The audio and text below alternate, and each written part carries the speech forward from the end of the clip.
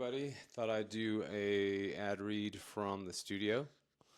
And this podcast is sponsored by Firecracker Farm.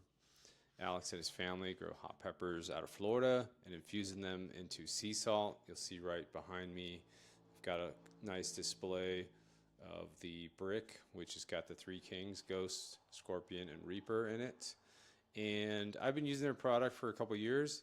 I've got all their different flavors, Pineapple Express, Apocalypto, Justin's Blend Snake Eater.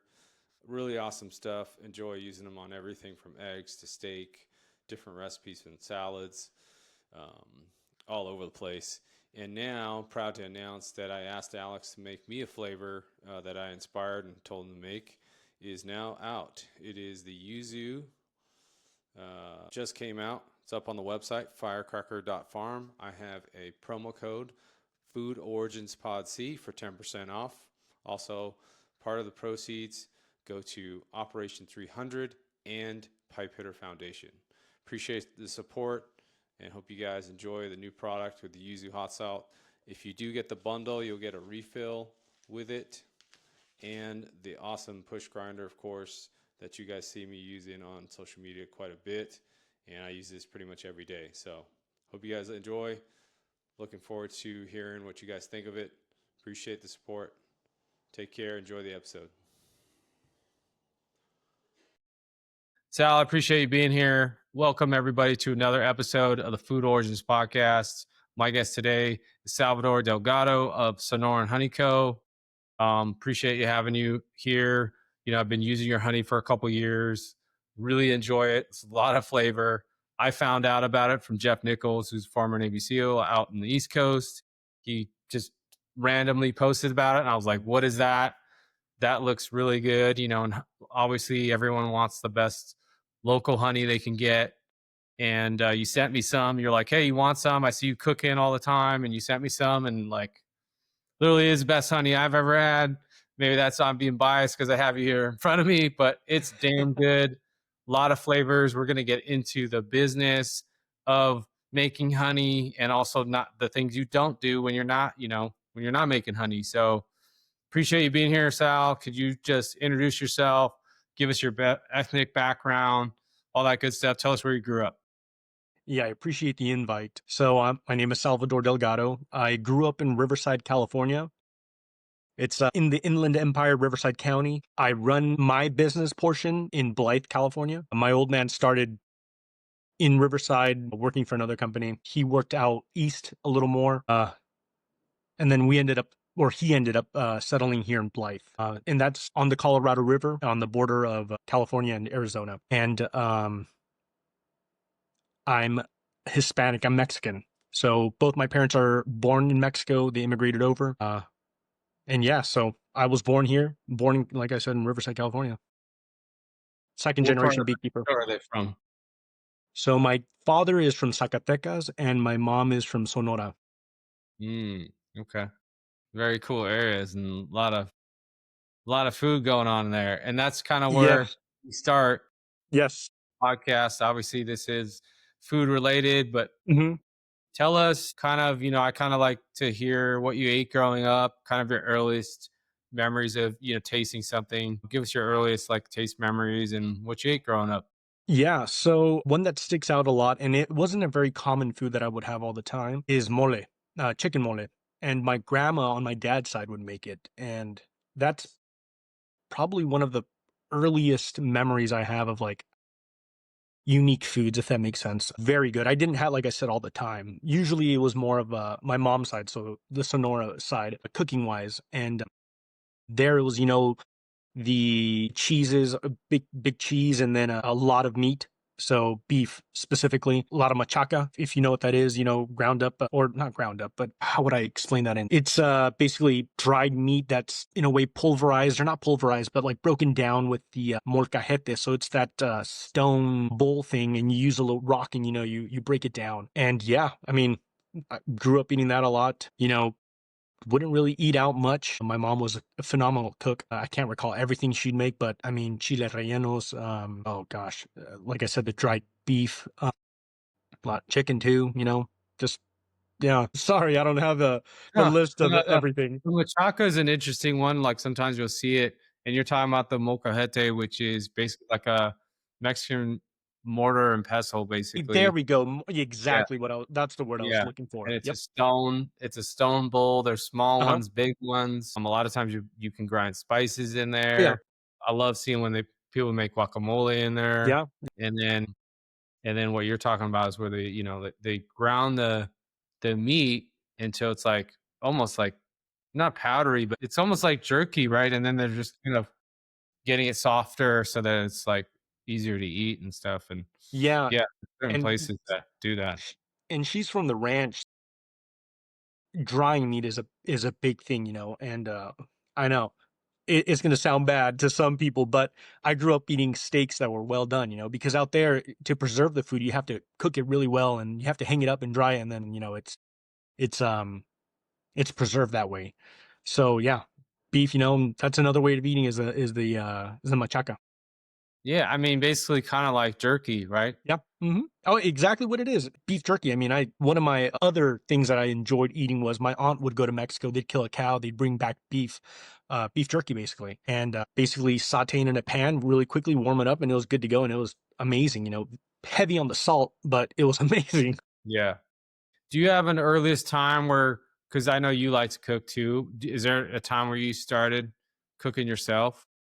Yeah, as a kid, I remember my mom would always just have me with her, and then I would help her cook. And the earliest thing that I can remember cooking was eggs. So, I'd wake up in the weekends when I wasn't in school and I'd go home and I'd cook eggs, or just something. And then I'd get creative with it, and now it's now it's just anything that I can kind of break the rhythm, if that makes sense, so eating eggs another way, or steaks or anything, so, or just even with the products that we make here is the dates and the honey with the hot honey, fermenting with chilies and then using that on chicken. It adds that spice, that flavor to chicken where it gets a little bland at the end, after eating it so much when you're trying to watch what you're eating and whatnot. So yeah.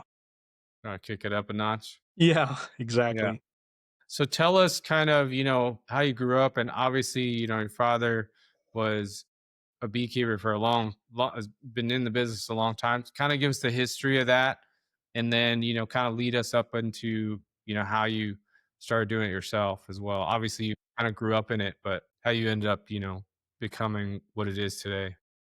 So my father started in the 70s, late 70s, early 80s, and he worked for a company called Miller's, and they were a honey packing slash beekeeping operation. And they were a number of brothers, started out in Utah, I believe. And my father got in when he was in high school, I think, and you know worked his way up to running their beekeeping section and also managing some of their honey packing operation because they were big, they were huge. They had packing facilities in Hawaii and Florida, everywhere. Um, and he started out in Colton, California, and then from there, that operation had outfits in Blythe. They helped start up beekeepers here in Blythe. And then it was also in Colorado. So my father was back and forth all the time. So he got to experience that. And so when I was born into it. My father had already been in business for a while. He wasn't as big as he is today, but at the time he was starting up, because he had bought out that company when they were going out of business, kind of, or not even going out of business. There was a change of management because the owner had passed away. So my father purchased the bee operation that they'd had, Hmm. and then he off branched, and that was, gosh, I think somewhere in the 80s, mid late 80s. And he's he kept bees out there, and he maintained some locations also in India, like Coachella area. So, Coachella, the festival, that used to all be farmland, and it developed into what it is now. But back in the day, I still remember when I was a kid and I would go with him, it was all agriculture, and then it just all got developed, and now it's not agriculture. As a kid, some of my earliest memories were working with my old man. He picked me up from school and we'd go straight to the bee yard, you know. If it was just to go check stuff around or he had to do some work or something, you know, I would tag along. And at the time I didn't even have a suit that fit me properly. I'd look like a penguin walking around because the pant I was using a large men's overall. So that's where some of my trauma started there, you know, with improper equipment and then getting stung all the time. And, you know, it's part of the business. But for me as a kid, it's, you know, the most traumatic thing in the world.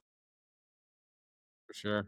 But yeah, you know, extracting honey, and he had built a warehouse at our property. So, you know, after school, I'd also go over and check in, and, you know, if there's anything to do, I'd just hang around there. Or yeah, I mean, if I wasn't going to school, I was working. And if we were on break, I was working. So my Christmas breaks, my Thanksgivings, my summer breaks were all basically in the desert working or over there. As time progressed and we got later into the beekeeping, let's say in the early 2000s, my old man stopped the operating out in Riverside and he moved everything out to here, Blythe, because of industrialization and urbanization of Riverside. And there was really nothing much to do. It wasn't as sustainable as it is out here. So he figured it was a better idea to move everything, not start new, but basically set foundation here in Blythe. It's all agriculture. He bought a couple properties and he built a warehouse and he made it the hub here. Now I would say we are the largest. Us together are the largest in Riverside County, and yeah, we just mainly operate out of here in Blythe, California. But yeah, I don't know if that answered everything. Sorry. No, that's you know, that kind of brings us up to speed. I mean, we wanted to get into, you know, what you're up to now, but like that's a long time in the business. Yeah. And what are some of the things that you kind of learned early on about it, like, you know, about what it takes to be a beekeeper? Because I mean, you know, like you've taught, we've had some good conversations before we started podcasting, but like you also tell me like it's not just beekeeping for honey. It's like there's a whole nother process. Do you want to kind of tell us Yeah. all that? So, I mean, one of the first things I learned was it never stops. You know, it's the same thing as owning a business. Now you just have to involve living creatures, you know? So it's a consistent, constant thing that requires a lot of attention. So, to touch on that aspect of beekeeping and everyone's perception, I think, of it being honey, it's not really honey. Honey is a byproduct for us. There are specific beekeepers that will harvest only honey, but primarily commercial beekeeping is mostly pollination. So that's our bread and butter. A lot of people pollinate apples, cherries, almonds, melons, alfalfa, you name it. A lot of things get pollinated. What is it, like one in every three bites of food or something is pollinated or thanks to a pollinator. So we primarily do almond pollination up north near like Bakersfield area. Hmm. Not primarily in Bakersfield, but basically that whole what they call Central California is all agriculture, big hub for pollinating. So the biggest pollination in the US, I would say, is almond pollination because everyone comes from everywhere to pollinate the almonds. And then later on through the years, you know, some beekeepers will chase other pollination. So they'll go from almonds to apples, or from cherries to apples, or cherries, apples, and then alfalfa seed. But for us, we're blessed in the sense that a lot of these beekeepers are migratory, if that makes sense.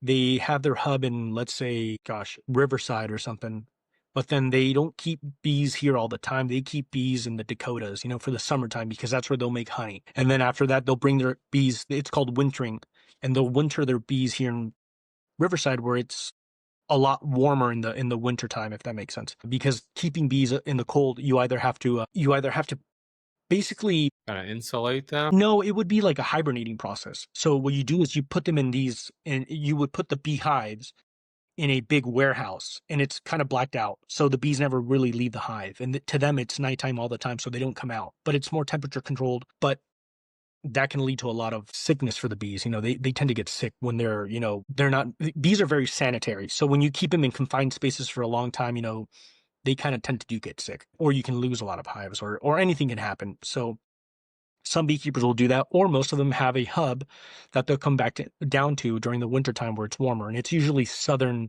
southern portions of the US. So like Texas, Arizona, California. And for us, luckily we're self-sustaining where we are at.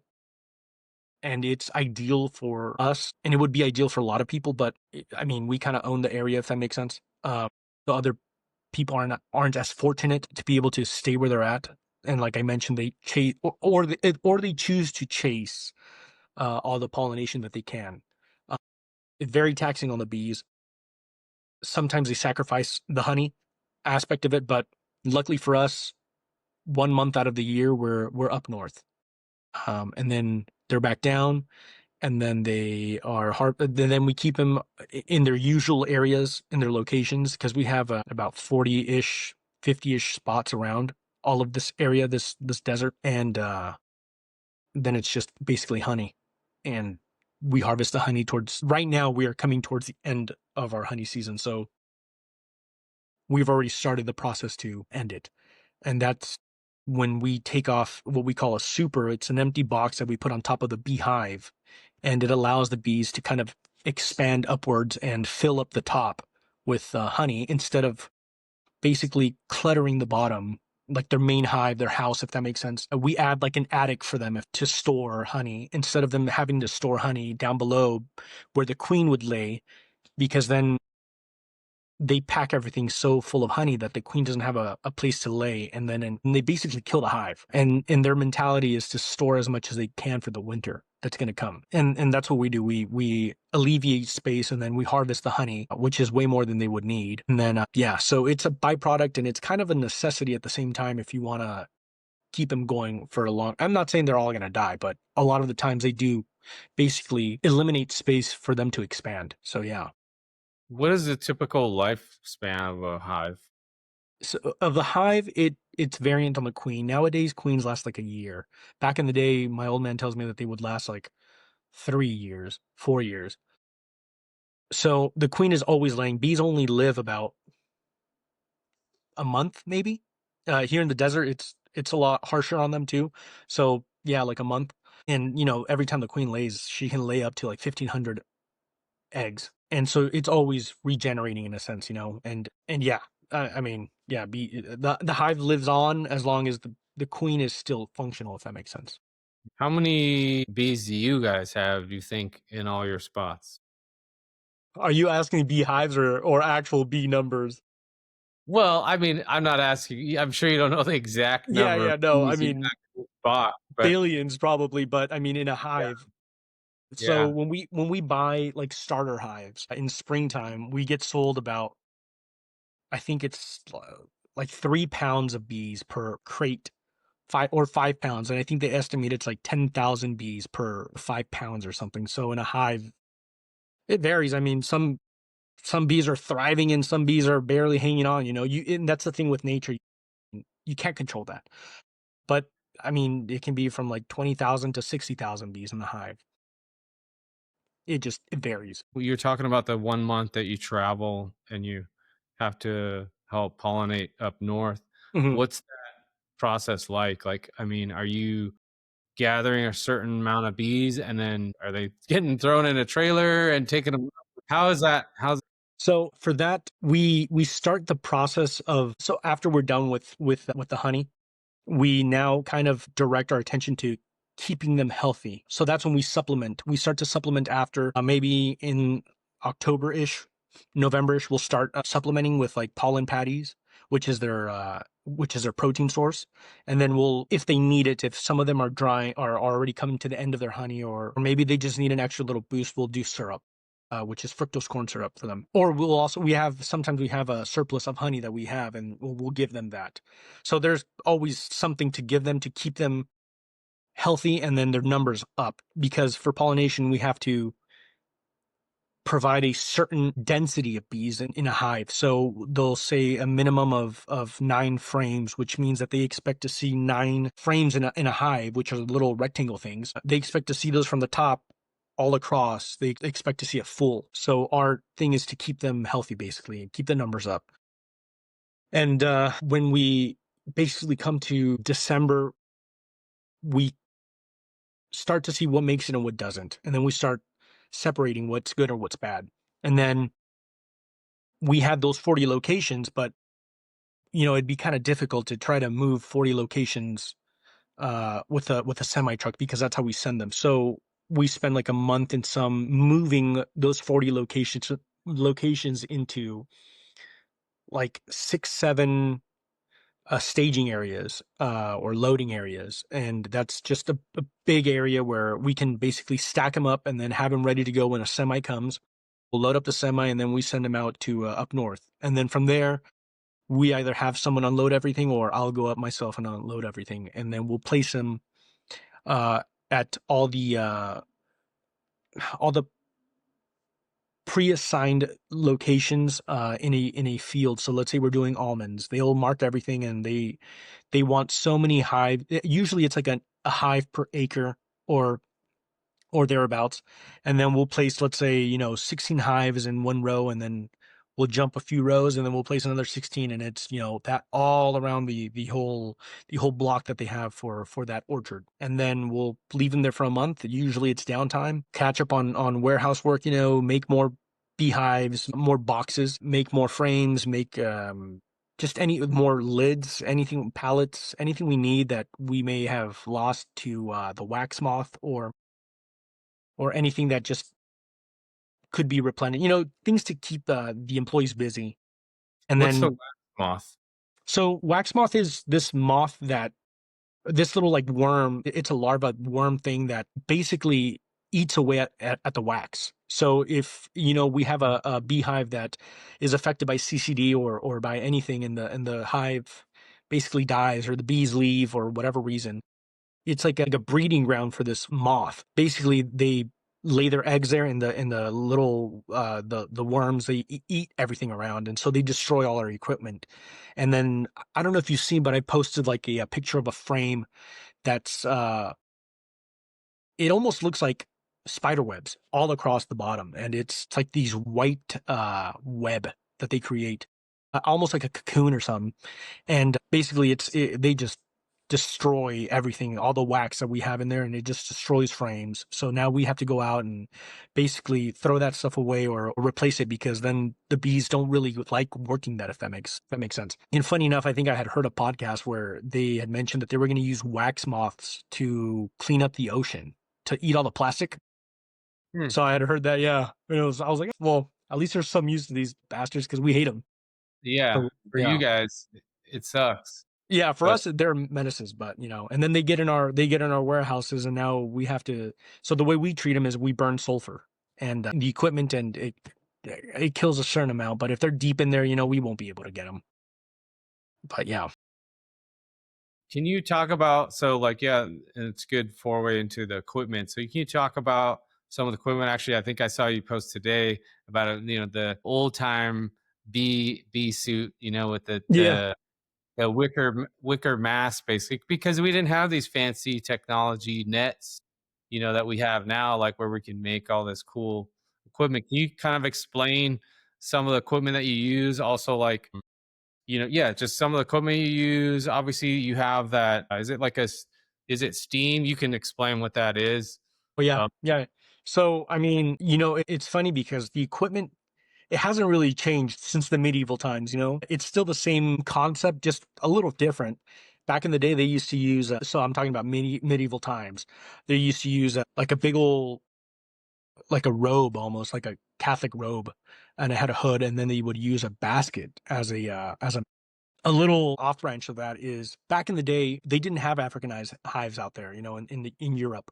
So bees were a lot gentler. Now we got basically invaded, I guess they say, by Africanized bees. So now our equipment has to be a little more protective, because they will mess you up. But now it's basically the same. You can choose of two styles. It's a hood, kind of like that, with a mesh screen, or you can use it's like I think you've seen it. It's like a square looking mesh thing, and it has a netting around, and it sits on a helmet, like the pith helmets, like the safari helmets, and it sits around that. So that's like protective headgear, and then the rest is like a jacket.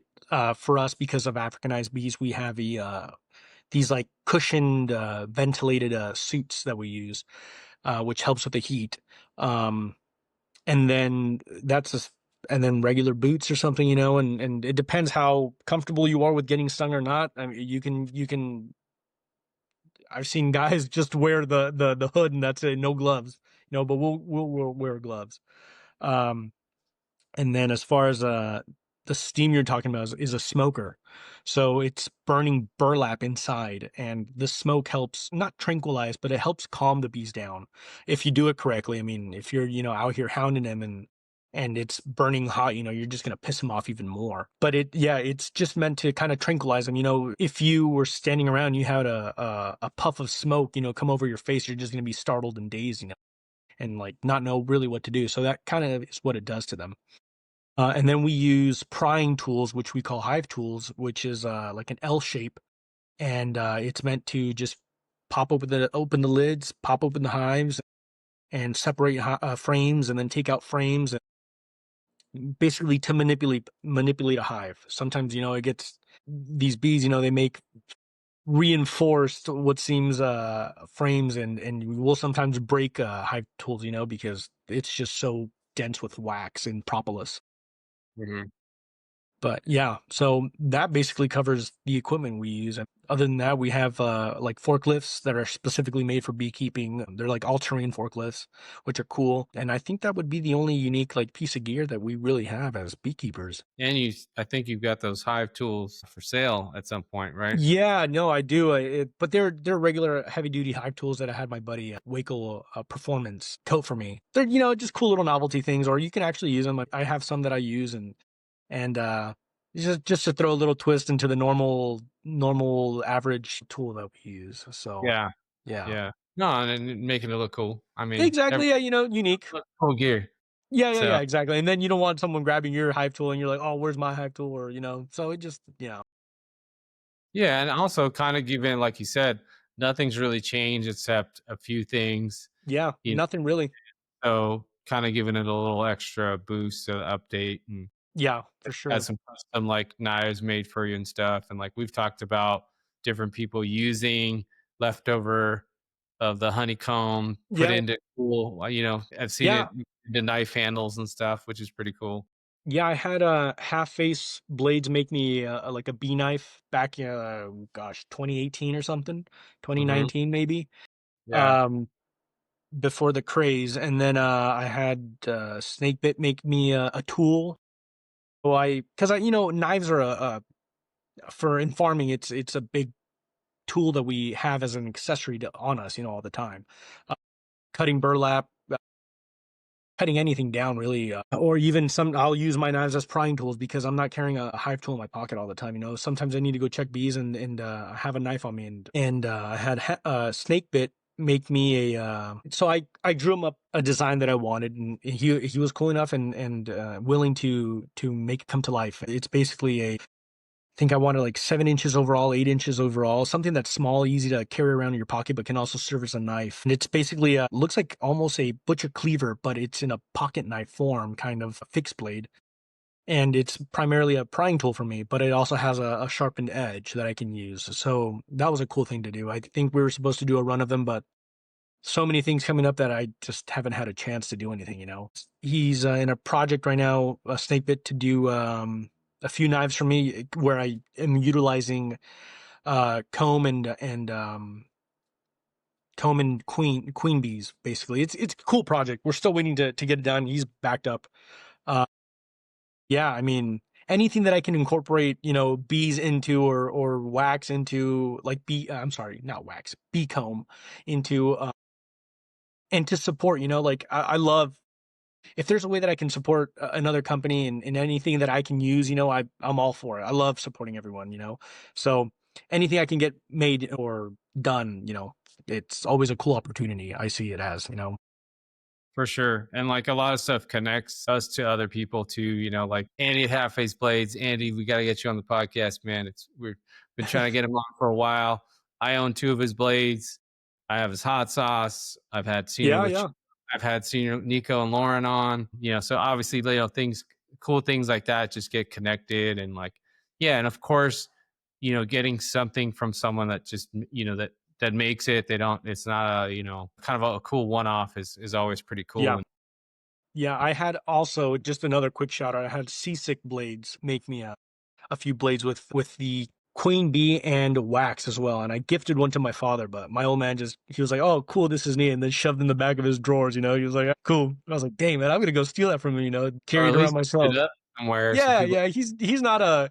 He's not a materialistic person, so he was grateful, but he just kept it in the box and stored it. So Yeah. A simple man. And, like we're getting up into, you know, I think what everyone wants to know is all about honey. And, yeah, it's a lot because like you told me, and I have a bottle of it right here. So awesome. see, this is kind of a newer bottle. As you can see, it is thick and viscous. Is that the mesquite? I think this is the mesquite. Yeah. Yeah. Yeah, I got a couple. I think maybe you do yellow for citrus, maybe. Not Yeah, sure. that one actually might be that one is probably going to be the desert. There's no real color coding when it comes to so those are usually like the gift ones that I give away or ones that are easier to ship and yeah, there's no real But kind of, get us organization. Sonoran Honey, like tell us about it. Obviously, you kind of gave us a gist of like what it takes. You have that the main month where you make it, but you have flavors and tell us how that works and why is your honey better than a lot of other honey? Yeah, so I'll tackle that last portion first. I don't think I don't know if I'm being biased, but I still have yet to try honey that I prefer over mine. But so Sonoran Honey Company was my entry into the beekeeping world. So after college, it was always in mind to come over and join the family business. I just had a different route that I was thinking of taking and then coming to it later on. But now we're here. So I got into business in 2018 with my old man. Um, officially because I was always involved in some way, shape, or form. Um, and I always enjoyed the honey aspect of it. The bees are great. I love bees. Bees are probably my favorite animal in the world. They are actually, but the honey portion of it I felt I could do different because we have big honey and then we have all the beekeepers that, they'll sell their jars here and there or to friends and family. And that's what we were doing. We were selling to friends and family. And so I felt like it was very rare to see from what I had seen a direct to consumer from the source. And that's something I always promote is know your source. And honey is top three counterfeited foods in the world. So what better way to advertise to people where their honey comes from in the background, that it's coming from an actual beekeeper and it's not coming from a middleman because when it hits the middleman, you never know really what it is. So Sonoran Honey Company was my way of doing that. It's I run it more like a hobby. The honey portion because I still have a beekeeping portion to it. That's the professional, that's the image, the beekeeping image. But on the side, to friends, family, and anyone else that wants to buy real honey, to have access to real honey, I'll bottle up honey and I'll give them the option or the source to purchase real honey. And I say it's a hobby because it's not my 9 to 5, it's something I do after work or on the weekends or whenever I have a chance. So I'm not always consistent or organized in how I do things. So it's kind of still a shit show when it comes to the honey portion. And it allows me to connect, like we mentioned, to network and to connect with other companies and have little fun ideas like the knives and the tools and, just anything that I can source out as something that I want for myself and then potentially for anyone else that wants it. So it's not really ran like a business. And as far as the honey, we primarily produce. So let me backtrack here. When you have honey that's advertised that's something specific, it's very difficult to have it something very specific unless it's isolated or gosh, yeah, unless it's isolated. So honey is a monocrop food, I believe. And for us, when we come back from pollination, it's almost hitting springtime, and in springtime, the mesquite kicks up. So we'll have bees, luckily, in places where they're ready to go. They want that source of carbohydrates, so they'll seek out honey, and that's like our first harvest. It's like a mini harvest because we don't have that many bees that are producing. So it's always a small, limited run, and that's from the mesquite tree. Or a tree or bush tree. And then after in the summertime, there's like phases of flowers that bees will harvest from, but it's such a small window that by the time they harvest something, it overlaps with something else, if that makes sense.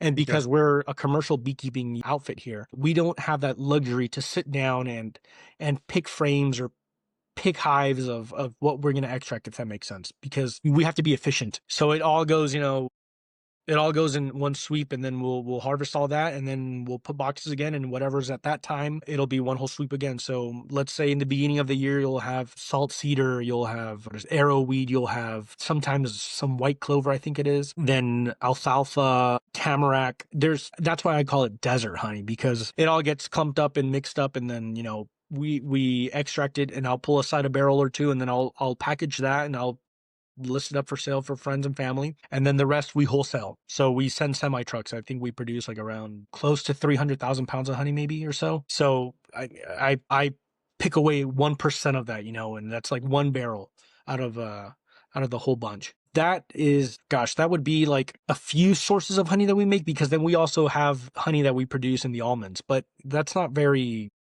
tasty honey. It's kind of gross. So we just leave it for the bees for them to eat. We leave it as a food source for them. And yeah, so the only exclusion to that would be tamarack honey. So we have something called tamarisk trees, and they produce a green honey. Literally, it's a neon green, and it's called Martian honey.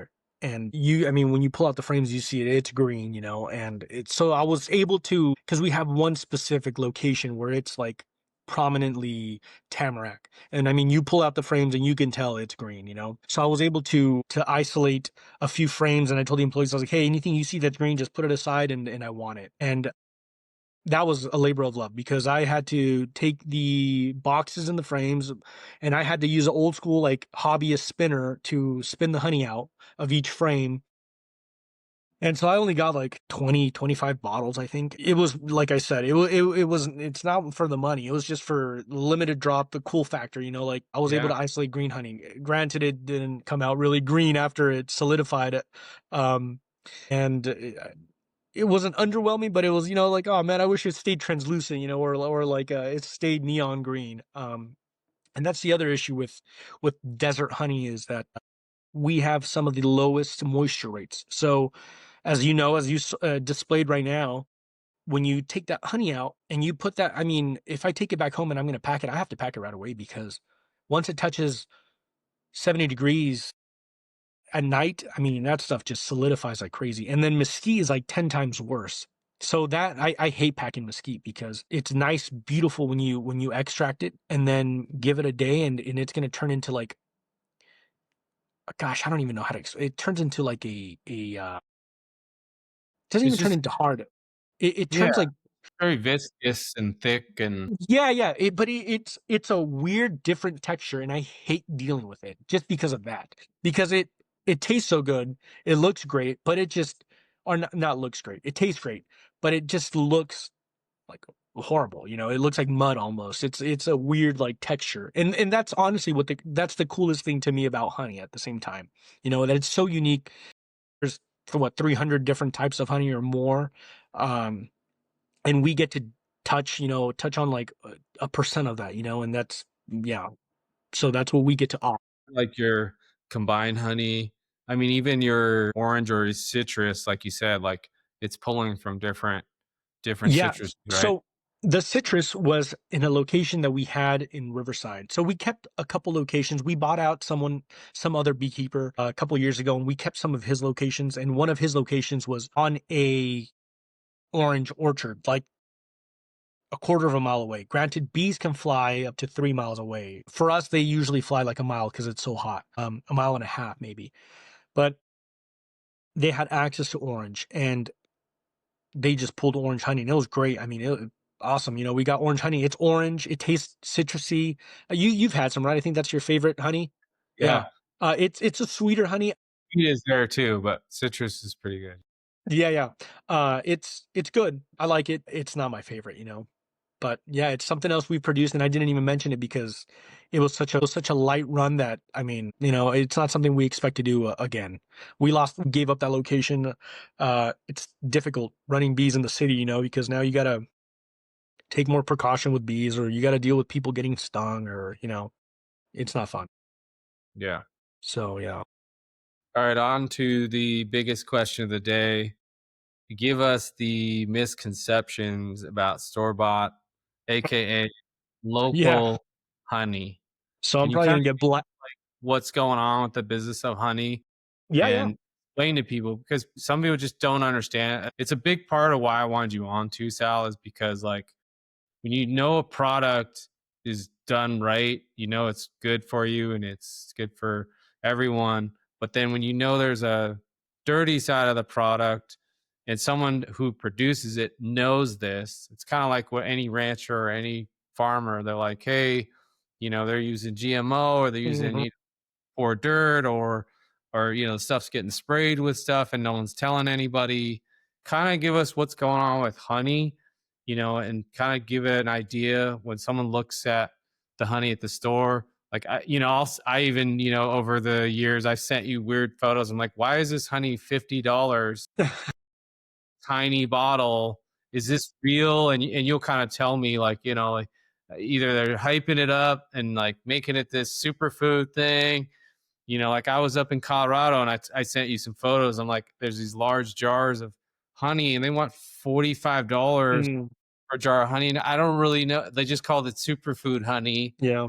And I'm like, what is that? And then like there's like a little jar I think I sent you that was kind of, it looked liquidy, but it looked like it was like liquid and then it was hard.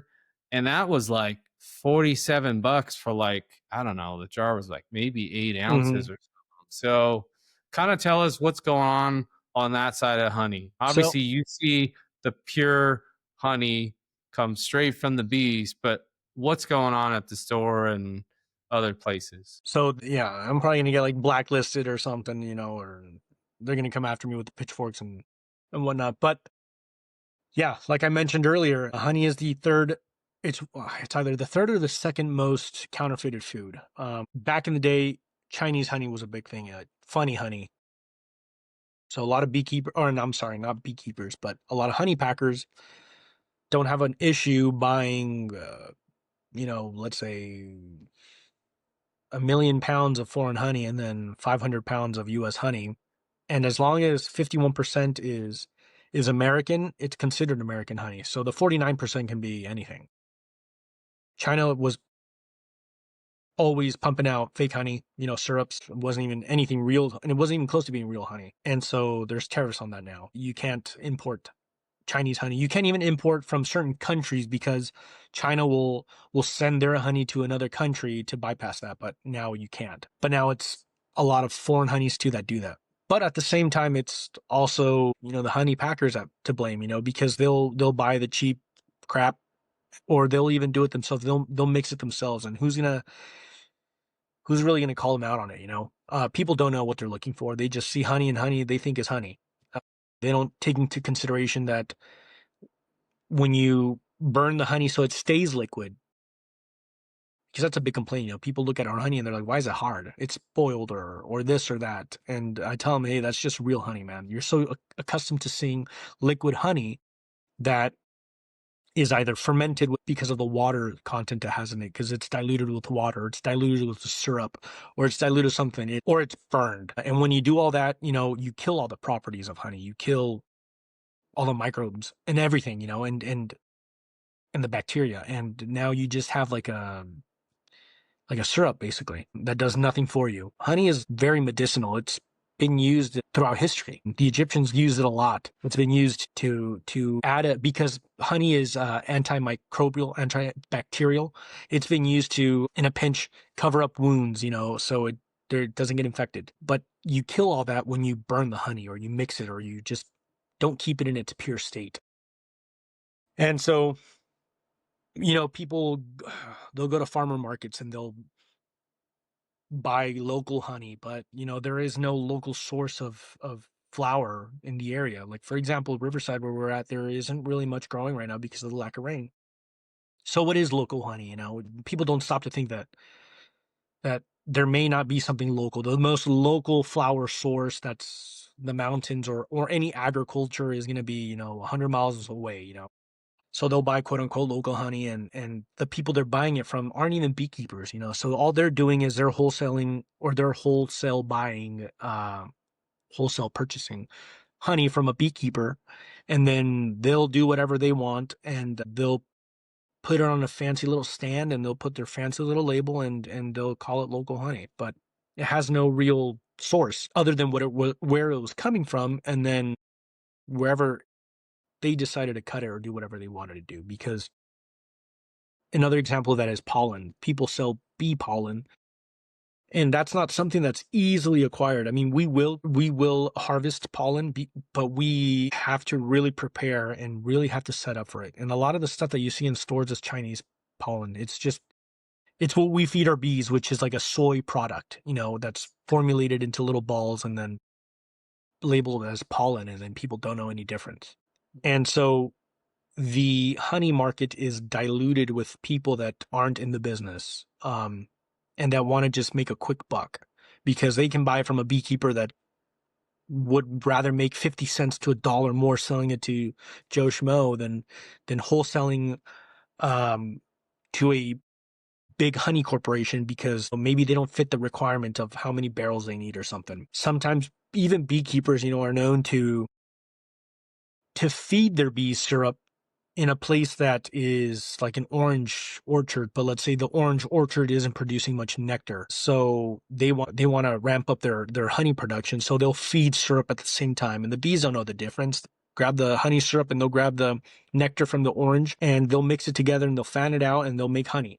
But to anyone consuming it, they don't know the difference. And there's just a lot of shadiness that goes on. And that's also why, you know, I know about this because of my old man. My old man was in the business of that, you know, like he would tell me if they would buy these barrels from Vietnam, and by the time they'd get to the warehouse that he worked at, the company, you could get high off of the smell of the fermentation from the barrels because it was so diluted Really? with water and crap and syrup. Granted, there is some honey that is very high liquid or high moisture rate, so it can. But I mean, when you're talking about the fermentation process being so bad that it's almost alcohol at that point, I mean, Right. it's different, you know. And they would, you know, go on and mix it with whatever and then sell it off as whatever they wanted to, you know. I mean, who's going to tell you no unless you're going to take pollen samples from the honey, you know? And I don't think Yeah. anyone's going to spend that money to do that. So, you know, people like to buy our honey because it's mellow and it's mellow in taste in a way, but it's easily mixable when you burn it down and break it down, and you can mix it with clover from North Dakota or South Dakota, and then you have more clover, and clover is like the standard tabletop honey because it looks pretty and it tastes sweet. And so that's why people love our honey. But, you know, at the end of the day, you aren't really getting real desert honey, or you aren't getting real alfalfa, whatever it is. And I think the honey that we also produce is very unique to the area that we're at, you know, because I feel like the mix of everything just it's like a taste cocktail, or it's like cocktail of just unique tastes. And especially with like the mesquite, which we only produce here in this area or in the desert. And that's another unique flavor. But yeah, so I don't know if I missed anything there. No, I think you got it covered. I mean, you also told me like there's like mislabeling and like also kind of like what do you I mean, what can people do to kind of make sure they are getting good honey? Like are the labels informative or, No, what's I mean, but like I mentioned, you can mix honey and call it whatever you want. You could call it alfalfa honey. You know, there's avocado honey. As long as it's dark enough, you can label it as avocado honey. It's not really good, but I mean, just an example. And it's hard because a lot of, like I mentioned, a lot of these middlemen vendors will say they're beekeepers, but in reality, they may keep a hive, you know. But if they're selling like hundreds of pounds of honey, you know, in one day, in one sitting, and they're there every month, every week, every weekend for a whole month straight, you have to start to think that they're outsourcing honey, you know, outsource buying honey and then selling it, which is fine. I mean, some people do that too, but it's like a middleman. It's a middleman, you know, like, and I hate to use this example, but it's like drugs, you know, you can buy stuff off the street, I guess, and it's probably going to be cut with something. And then you can buy it from the source and it's probably going to be pure, you know, I don't know. Yeah. I'd assume. So it comes to the same thing with honey, and I think I'm in a blessed position to be able to offer people like a real source. You know, you go on my page and you see how we do things. I'm terrible at posting, but story wise, like I'll try to at least post some stories when I have a chance or when I remember to, or yeah. And it's an actual source, you know what you're getting. And again, this is a hobby for me. It's never been about money. If I wanted to, I waste so much time doing this that it really is not efficient. But it's still a labor of love. This is because it brings me a lot of satisfaction, oddly enough, when people taste honey for the first time, real honey, and they're like, wow, this is different. And you're like, Mhm. yeah, dude, it's because you've never had real honey before, And it's such a unique and rare food that not very many people can provide that, if you're a hobbyist and you have a hive or two, I mean, bet you're not going to give away that honey because that took a lot of time, a lot of work to harvest, and you're not just going to give it away. You're going to keep that for yourself and for your family. And luckily, we have an abundance, so much that we have a hard time selling it sometimes. And unfortunately, there aren't enough people that are exposed to the facts that the honey they're buying is not that it's not real, but it can be mixed, it can be mislabeled, it can be tampered with, and it's not a real product at the end of the day. It's just a shell of what it was. So it looks like honey, it tastes like honey, it is honey in essence, but it has no real benefit of honey being a medicinal source. And also to touch on that labeling of expensive honeys, like a lot of people talk about manuka honey and this and that, and it's really just a labeling scheme, not a scheme. I mean, sure, there could be properties, but there is a study done years ago about how alfalfa, the roots, reach deeper into soil, gathering more minerals than what manuka does. Granted, I don't have that study to show, so I don't go around claiming that, But I mean, as long as you're getting a sourced, you should have a lot of medicinal or a lot of benefits to it. It should be food. It's not just a sweetener. Right. It's So kind of yeah. okay. Yeah. I mean, I think that helps. What's obviously you talked about flavor, the radius, flowers, pollination, like temperature, wind, the color, taste, all that gets into all those different aspects of making that. But what's some of the biggest challenges you deal with, even in the pollination time work Yeah. or the honey work? Yeah, the biggest challenges we deal with is going to be nature, the nature aspect to it, because you can't control nature. So that's always fun. It keeps it interesting to deal with because one year is never going to be the same as the next year. Mhm. So it's just trying to play catch up in essence. Another big factor is the mite, and the other one would be spraying. The farmers don't really care. I mean, to them, it bees don't really benefit them all the time. And when it does, they're just they're gonna rent your bees and then that's it. And they don't want to hear from you again. So bees can be a nuisance because we place our bees somewhere and they might sting their workers or something. But yeah, spraying and the mites are what is killing all the pollinators in the world, specifically bees. So that would be the three biggest things. Would be the mite, which is it's like a flea that sticks to the bee and it kills them basically. And it sticks to the larva of the bees mainly, and it messes them up. And then the second would be the spraying, and then thirdly would be the nature aspect of it. Take a horse to water, and I mean, you can't force it to drink though. So we'll put our bees where it's expected to yield the biggest harvest of honey. And then, only one out of five is producing honey. So yeah, it's just nature. Yeah. What's something the bees have taught you? Is there a lesson that they've taught you? Ooh, is there a lesson that bees have taught me? Patience. I would say it's patience because sometimes they're sneaky and they like to sting you in spots that you hate to be stung in, and you just want to go and nuke every bee in the world, but you have to stop, take a deep breath, and just realize that, they're just animals, protecting their hive or playing defense, sometimes offense to be defensive, but yeah, yeah, patience. I know that we've talked about food and the different stuff. Is there something that you love making with your honey? Any Yeah, I always talk about people buying honey or I'll gift honey.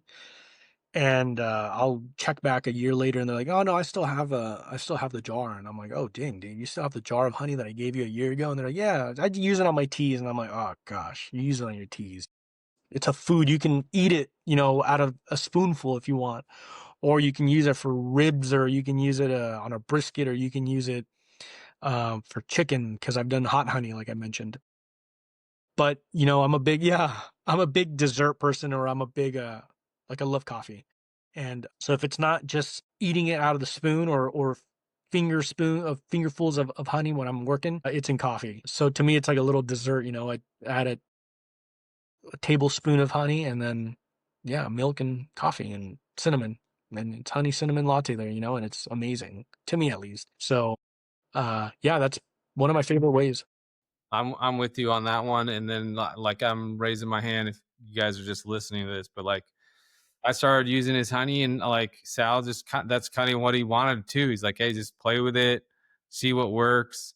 And I was like, all right, I'm gonna make a sriracha glaze with it, Yeah. Yeah, throw yeah, yeah. then mix honey, and you get this honey sriracha glaze for wings, which is perfect. So you get sweet and hot Yep. in nice blend. I've done pickles, pickled salads, like Mm. pickled cucumbers. I've put it in salad dressing, so making like a dressing if See, I'm that's doing a unique. yeah. So like I've done, and then you forget other fun stuff, but I've done it with like a balsamic dressing to add the sweetness instead of adding sugar. It's just kind of like giving it that natural sugar. So like I look Yeah. for, okay, where can I replace the me just dumping a bunch of white sugar or brown sugar in there? Where can I replace the honey? So I've kind of done that. And then you see me do the ribs, which I love doing the honey butter treatment. So Mhm.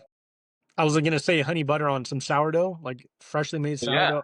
yeah. God, amazing. Um, And then like, yeah, and the ribs, like I do the 3-2-1 method. So 3 hours cooked without any wrap. And then the next 2 hours, I pull them out, put them on some foil face down with 2 pads of butter. And then I'll drizzle Oh, the wow. honey. The ribs sit in the honey and butter, and then wrap them up. And those cook for 2 hours. And then the last hour, you flip it, you open it up, and you kind of get a little crust on there. You Yeah. flip it over again. And then you still have that honey butter juice, pork, all that juice is in there to use afterwards. But I mean, yeah, like I've added on just pancakes instead of syrup, just using it there.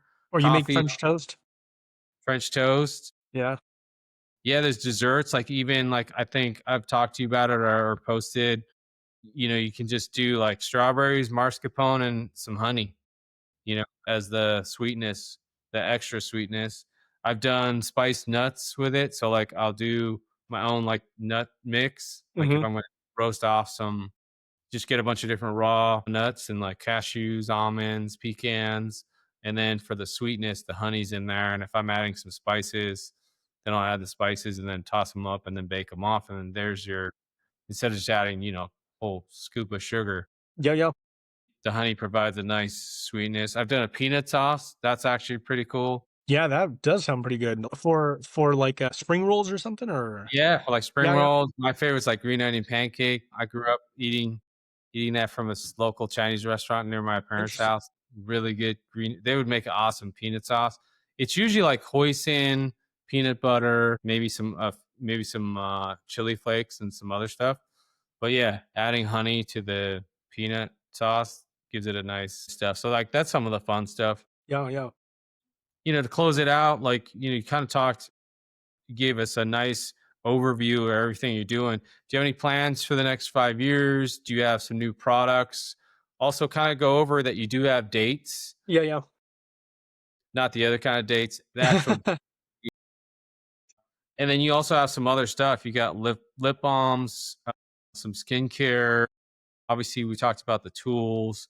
You do have some cool merch. I think you're always playing with different shirts and stuff. So kind of tell us like what some of the other things that you're playing with, and then yeah, kind of give us a little bit about the dates too. Like obviously you're biased there. I haven't tried them yet, but I'm sure they're really good. And there's a lot of things you can do with dates too. Oh, And yeah. yeah, there's a lot of fun recipes. Obviously, they've gone viral. That like the Snickers bar one, Mhm. and a few others. But yeah, kind of give us like the overview, what your plan is for the next 5 to 10 years and what you want to do? Yeah, so the next 5 years, I mean, it would be nice to be able to expand more of the honey production. That would be something great that I would like to do. Just, focusing more attention on the honey, not necessarily bring it to stores, but bring more awareness and be able to make a business out of it more so than just a hobby. But something that I still enjoy to do, because I don't want to be bogged down with nagging customers and or just orders or something, and then now I can't even beekeep, which is like a curse. You can't. It's said you can't do both. You can't be a honey packer and you can't be a beekeeper. So we'll see how that goes. Also, mentioning dates, I would love to either incorporate or branch off another company and focus on that. My old man planted a few hundred trees in one of our properties, and then like under 100 in another. So now we're starting to see the yield of all that time. That the common saying in dates is you're going to plant it and your son is going to harvest it. So now we're coming to that point where I'm starting to kind of harvest them now. So that's another product I would like to bring to market, either its own brand, because some people are kind of turned off by the honey portion if they're like vegans or something, and give them a direct source to dates now, dates that we harvest and that kind of are tied in with the honey. And yeah, so as far as other products, I when I ever have a chance, and like I mentioned, I kind of want to blow off some steam or something, or just have a nice relaxing day. I'll make some lip balms or messing around with things that I would use. So like tool wax is a product that I have on the site. It's the point was to not use any chemicals in a wax or in a balm for your tools that you could use when you're out in the field if you have dry skin or you have a dry lip. So all the ingredients in the tool wax are safe to use on skin. They're all natural. You use it as a lip balm, use it as a gosh, I've even used it as a bowstring wax on my Mm. bow when I was out hunting because I had some on me. The lip balms, simple, 4 ingredient lip balms. I always explore with trying to make new ones to see if there's a better product that works on me. And now I'm going to start messing with. So I did tallow, and now I'm going to mess with lanolin, which is a lamb fat or a lamb oil that they get from the wool. That's supposed to be very good and moisturizing for your lips. And then what else? Skincare would be like I made sunscreen for buddies. I've made like a hand balm like for dry skin using tallow as well. Gosh, I made snowboard wax, surf wax. I've made gosh, what else? I made some kind of rosin which was for like a hockey puck or hockey sticks that you apply to add like a grip. And also I think bull riders use it for the ropes, which is a wax base. So we obviously producing honey are going to have a byproduct of wax now, and we'll wholesale wax to smaller like companies that will make candles out of it, or they'll use it for whatever they're going to use it for. But it's cool to have a source of a base, which is the wax. Yeah. I make candles too, simple candles, because wax is way better for you when you breathe them in than using a petroleum based wax, or I don't know about soy wax, to be honest. So I won't even comment on that. But yeah, that's the coolest thing about beekeeping. You have all these byproducts that are endless with creativity. You can do anything you want with them, really. What else? And in regards to the dates, so we have mejules and then bargies, and right now we are in our date season, so we should be harvesting mid-October. These rains that we had down here, because we had some pretty big thunderstorms, kind of messed up the first harvest, so it might be delayed and there might be less that's going to be harvested. But yeah, dates are probably my favorite fruit. Yeah, I think they're a fruit.